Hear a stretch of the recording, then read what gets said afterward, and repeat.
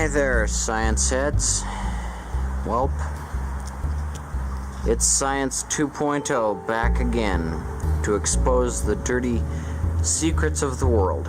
As I speak, it's a nice rainy Friday evening, and if you listen real close, there's the rain in the gutter.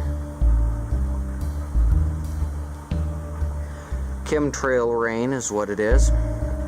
So, and I'm also eating a very large plate of lasagna, which I hope will get me to become as fat and gorgeous as the subject of today's episode, Alex Jones. That's right, we're not talking about a conspiracy theory today.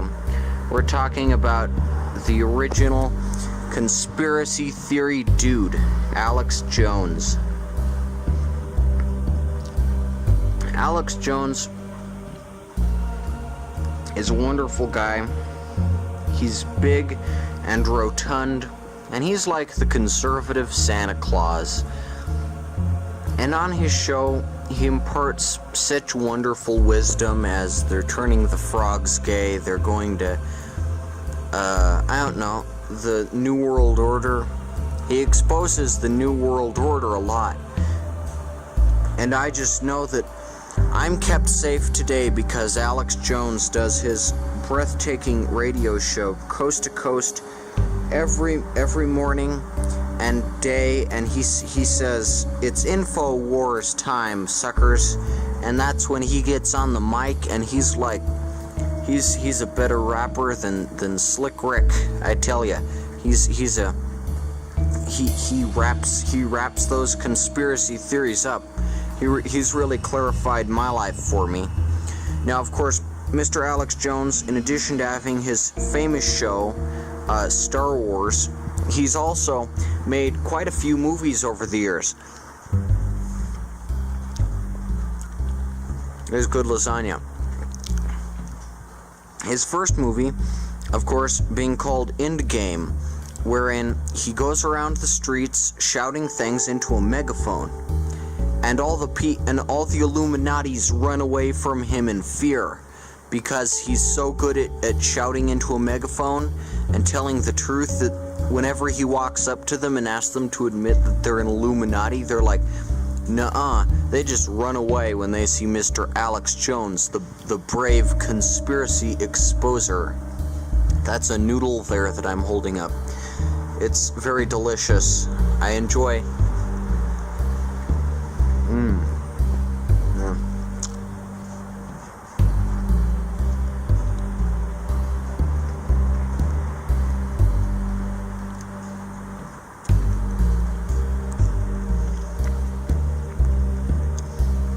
Anywho, Mr. Alex Jones, one of his most mainstream film appearances is in the cartoon Scanner Darkly, where he appears as a cartoon version of himself, doing his typical megaphone shouting until the thought police pull up and taser him in the buttocks, and then he gets dragged away for telling the truth too much.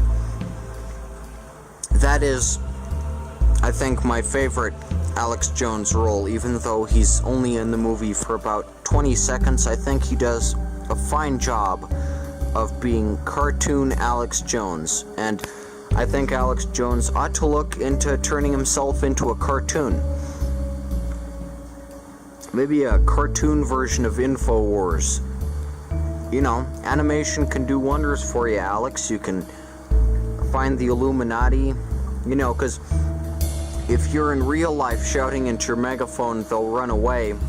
But in a cartoon, you can wallop them. You can go smack pow like the conservative Batman that you are, Alex Jones, the vigilante radio talk show warrior.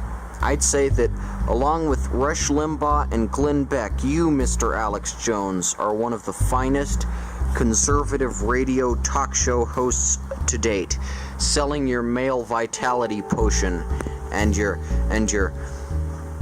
just incredible programming, InfoWars, and I'm proud that Alex Jones is able to expose all the dirty liberal secrets that they're hiding.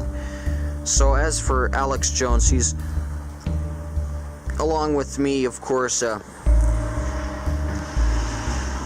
kind of crusader, a noble knight in helping everyone know the truth. And if you're watching this, I highly suggest you sign up for InfoWars to watch the rotund little talk show dervish scream about all the crazy conspiracy stuff a lot, because it's kind of like this show, except except not as dark, and it's not always at night, and you know what his face looks like. But anyway, so then again, Alex Jones is a real tough cookie. He doesn't give in to oppression if the Illuminati demand that he stop.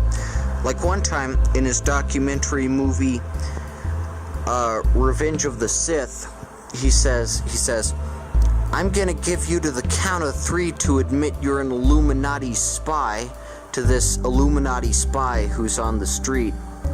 And she says, "No, get away from me, crazy fat Alex Jones." And he's like, "I'm angry because you won't admit that you're an Illuminati."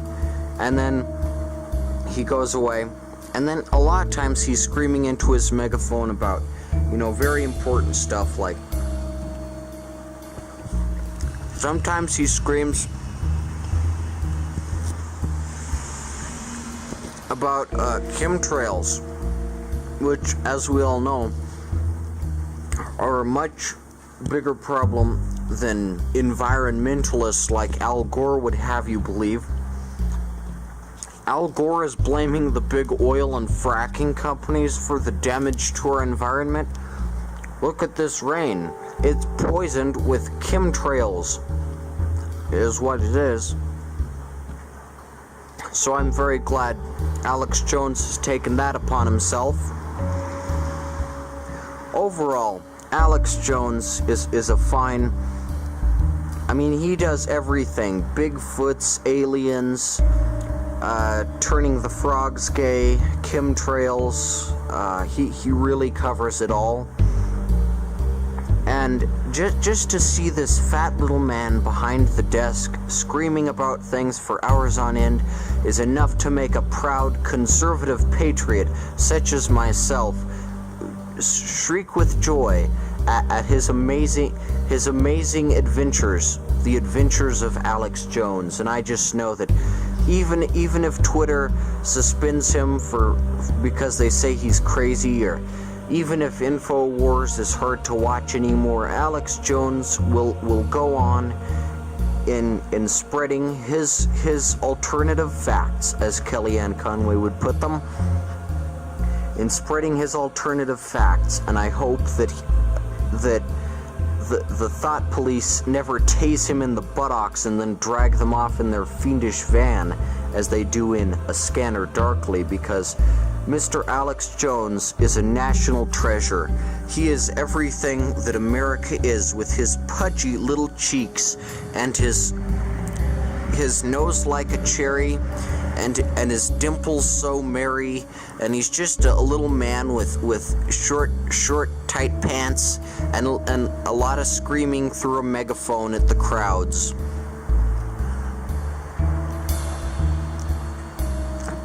Here on Science 2.0, we haven't done fun fact time for a while, so here's your fun fact. If one were to open up Alex Jones's major blood vessels, such as his aorta and his pulmonary veins, one would find nothing but a thick coating of pepperoni pizza, because that's all he ever eats, just pepperoni pizza, and that's his blood. It doesn't clog his blood vessels, it nourishes his cells. All throughout the day, nothing goes through his blood but pepperoni pizza. This has been Science 2.0 on the fine Mr. Alex Jones. Thanks for watching.